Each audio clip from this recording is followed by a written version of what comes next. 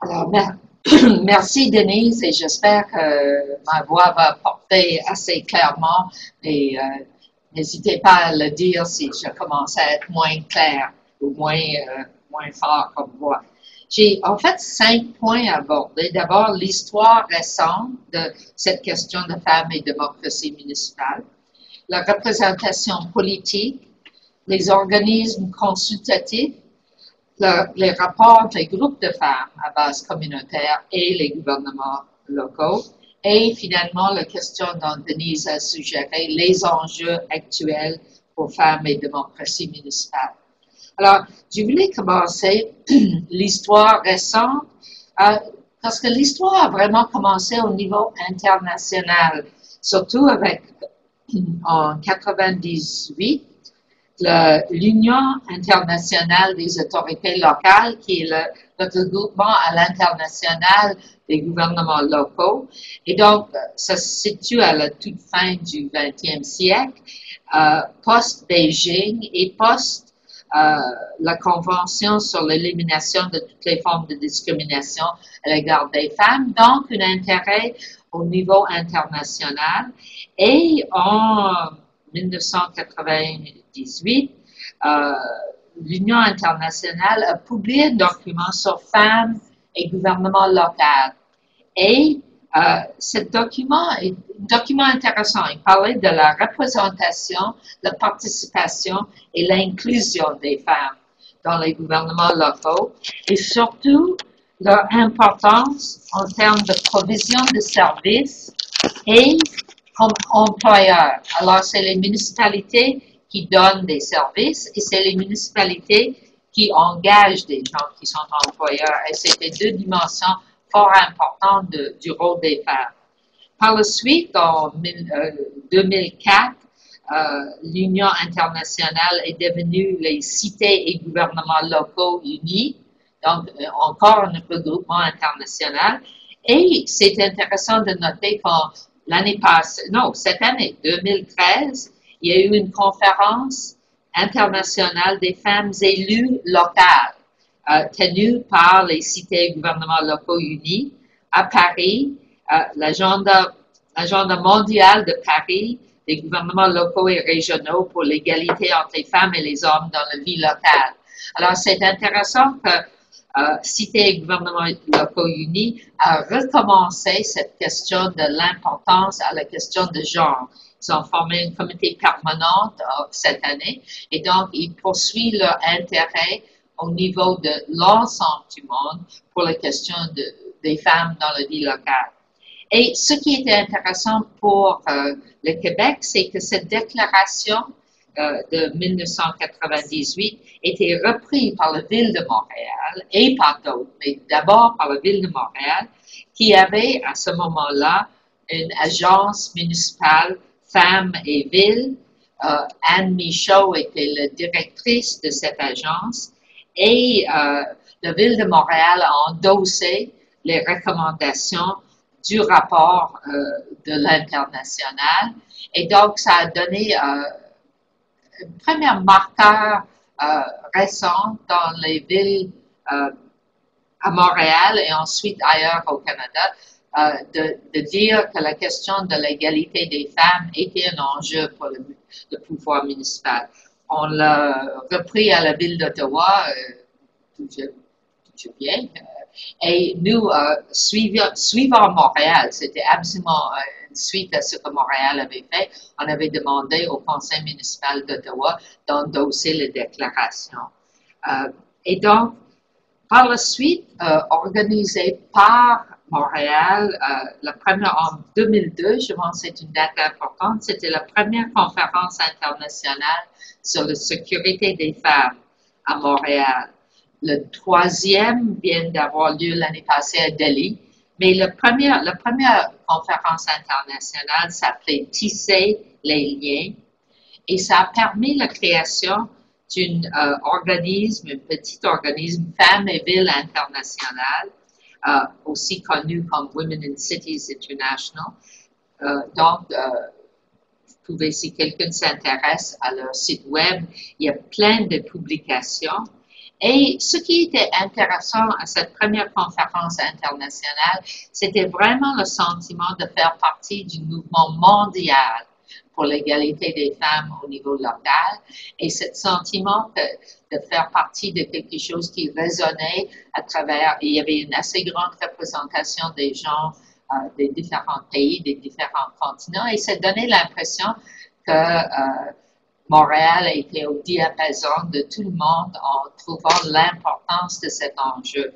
Et je pense que la conférence était un moment intéressant, tout comme la troisième conférence à Delhi était également un moment intéressant de ce sentiment de faire partie de quelque chose qui est énormément important au niveau de l'ensemble du monde. Alors, ça, c'est un peu l'histoire rapide, l'histoire récente, mais passons à la représentation politique. Et je pense que là, il y a une des grands avantages par le secrétariat à la condition féminine du Québec était de créer le programme à l'égalité pour décider, qui a donné l'argent, des sommes d'argent à des groupes de femmes au niveau local pour faire toutes sortes de choses. C'était pas seulement sur la représentation politique, c'était sur une plus grande capacité pour faire des ordres, pour faire des déclarations, pour faire des documents au niveau local, mais ça a permis une certaine capacité par les groupes locaux d'avoir accès à des fonds pour faire des projets. Et il y a eu beaucoup de, je dirais, des campagnes de publicité pour encourager les femmes d'entrer dans la politique municipale. Et il y avait eu des cours créés pour encourager. Et je me souviens toujours d'avoir vu un document qui demandait à des hommes et des femmes est-ce que vous pouvez, une question sur l'efficacité politique, est-ce que vous êtes capable de changer des choses en politique? Et la réponse était beaucoup plus des hommes qui disaient oui que des femmes, mais ce qui était intéressant, quand on regardait les réponses après, les femmes disaient, mais si on se mettait ensemble, on pouvait faire des choses, qui est une meilleure réponse d'ailleurs, parce qu'on n'agit pas seul en politique, et donc c'était, mais je pense qu'on commençait à se rendre compte que les femmes avaient une capacité d'action collective, et certainement le programme du secrétariat à la condition féminine était un outil extrêmement important au Québec. Donc, passons rapidement aux organismes consultatifs municipaux, et certainement l'exemple, je dirais classique, c'est le Conseil des Montréalaises, qui est intéressant dans le sens que le Conseil peut répondre à les demandes du Conseil, du comité exécutif, du Conseil municipal de Montréal, mais le Conseil des Montréalaises a aussi une possibilité d'exprimer son propre avis, de poser des questions à ces gens-là. Donc, le Conseil n'est pas limité par une capacité seulement de répondre aux demandes. Le Conseil peut agir. Et ça, c'est intéressant parce que dans beaucoup de cas, les comités consultatifs sont souvent limités à une sorte de droit de réponse. Comme à Ottawa, par exemple, les conseils consultatifs ne peuvent pas faire une action autonome. Il peut seulement répondre à des questions. Donc, je pense que c'est intéressant dans la structure du Conseil des Montréalaises, cette plus grande marge de manœuvre. Et je pense que ça exprime aussi l'idée que c'est très important de voir dans les conseils consultatifs ou dans toutes les structures autour des gouvernements municipaux, de vraiment voir très clairement quelle est la marge de manœuvre des groupes par rapport au gouvernement municipal. Alors, la quatrième chose que je voulais toucher, c'est justement les rapports entre les groupes de femmes à base communautaire et les gouvernements locaux. Et là, il y a évidemment un rapport qui peut être avec les élus ou ça peut être avec les fonctionnaires. Et d'ailleurs, une auteure qui vit maintenant en Australie, mais qui est canadienne, Caroline Weitzman, a parlé des 4 pattes d'une bonne table. Elle a toujours parlé des 4 éléments qui sont essentiels si on veut changer des choses. Ça prend des élus qui sont des championnes pour l'idée. Ça prend des fonctionnaires, si vous voulez, des fémocrates qui sont efficaces. Ça prend des groupes de femmes à base communautaire qui sont bien organisés. Et ça prend des chercheurs. Et si vous avez ces 4 éléments-là, je me dis même, mais je voulais dire 4 éléments, on a des chances de réussir des changements. Et donc, c'est important, les élus, les liens avec les élus, mais c'est aussi extrêmement important des liens entre les groupes de femmes et les fonctionnaires. Et si vous avez la chance d'avoir des vrais fémocrates dans les féministes qui sont des bureaucrates, vous pouvez faire beaucoup de choses. Et juste pour vous donner un exemple, et c'est un exemple que je prends de l'Ontario, c'est une des choses qui est importante de savoir, c'est quoi les juridictions des municipalités ou des gouvernements locaux. Et évidemment, ça varie selon la grandeur des municipalités, mais aussi selon les juridictions. Par exemple, en Ontario, les gouvernements locaux ont un plus grand rôle dans le domaine des santé et services sociaux, ce qui n'est pas le cas du tout au Québec. Donc, ça change le sorte d'enjeu qu'on peut faire. Mais il y a un exemple par un groupe communautaire des femmes à Ottawa qui s'appelle l'Initiative Une ville pour toutes les femmes, qui est co-créée avec la ville d'Ottawa, une optique d'équité et d'inclusion, qui est un outil pour les fonctionnaires, essentiellement pour les fonctionnaires, de se sentir plus à l'aise avec les groupes de plus en plus divers avec lesquels ils doivent travailler. Donc, il y a dans l'optique, il y a des portraits des groupes différents, des jeunes, des vieux, les femmes, les autochtones, et qui aident les fonctionnaires de travailler avec la ville. Et donc, c'est en train d'être mis en application par la ville d'Ottawa comme outil de formation, essentiellement pour les fonctionnaires.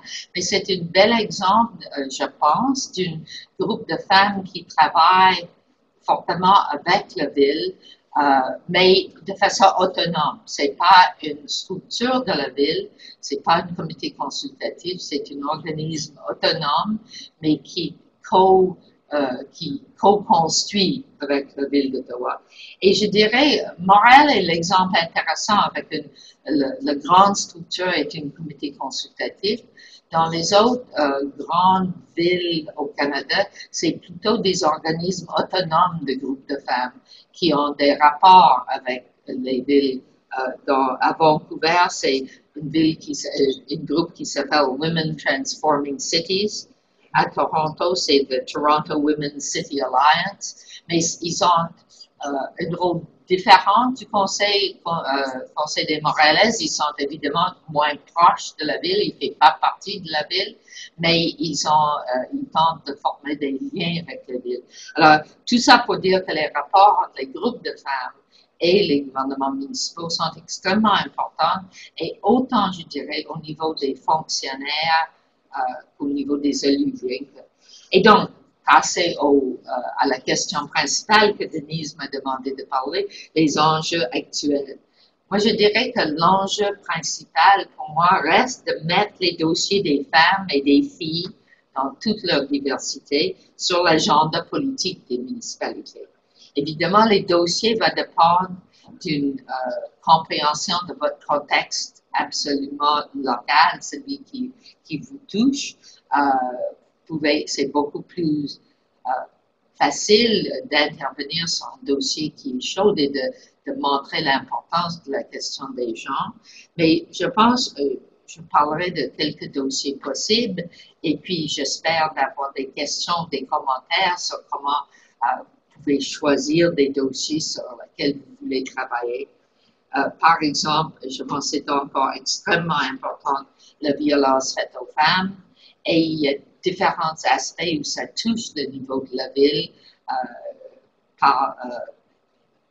même par les lumières, par les trottoirs, par une série de changements physiques, mais aussi sur les questions peut-être plus sociales. Je pense que les emplois dans les municipalités, c'est encore une question importante, surtout que l'histoire municipale était souvent des dossiers relativement techniques où on avait l'impression que les égouts et les aqueducs étaient des questions plus pour les ingénieurs masculins. Et donc, je pense que la question des emplois, parce que les villes ont des bons emplois, et à mesure qu'on donne de plus en plus les enjeux importants à des villes ou des municipalités de résoudre les problèmes de notre moment dans l'histoire, on a besoin d'une vision qui inclut la vision des femmes et qui n'est et les fonctionnaires, on sait comme ils sont importants. Donc, les emplois dans les villes, c'est important. Je pense que les services de récréation et les parcs, c'est un autre domaine où c'est très important, où il y a une série d'enjeux d'équilibre de services, transformation des services dans une civilisation qui vieillit. Il faut repenser des parcs en fonction de rôle des femmes plus aînés. Et donc, il y a une série de transformations des services où je pense parc et récréation est une possibilité. Et je dirais toujours la question des marches exploratoires et le suivi des recommandations. C'est fondamental d'avoir un processus de suivi avec la municipalité si on fait des marches exploratoires. Et je dirais aussi une autre question, c'est l'adaptation des processus municipaux. Je dirais, en regardant la ville de Gatineau depuis les élections, il y a eu une série de commentaires de comment adapter les processus, les procédures municipales pour les jeunes femmes avec les familles. Et donc, je pense qu'il y a du travail à faire pour rendre la vie municipale plus sympathique pour les femmes, de penser à certains changements de procédure. Et je sais que c'est un enjeu qui était maintenant suggéré ou qui est soulevé auprès de la Fédération canadienne des municipalités, c'est l'allaitement à des réunions municipales. Et toute la question de rendre la vie ordinaire des jeunes femmes quelque chose qui peut se faire normalement dans la scène municipale, dans la vie municipale. Alors, ça, c'est mes commentaires d'entrée et j'espère avoir des questions et des commentaires intéressants. Merci beaucoup.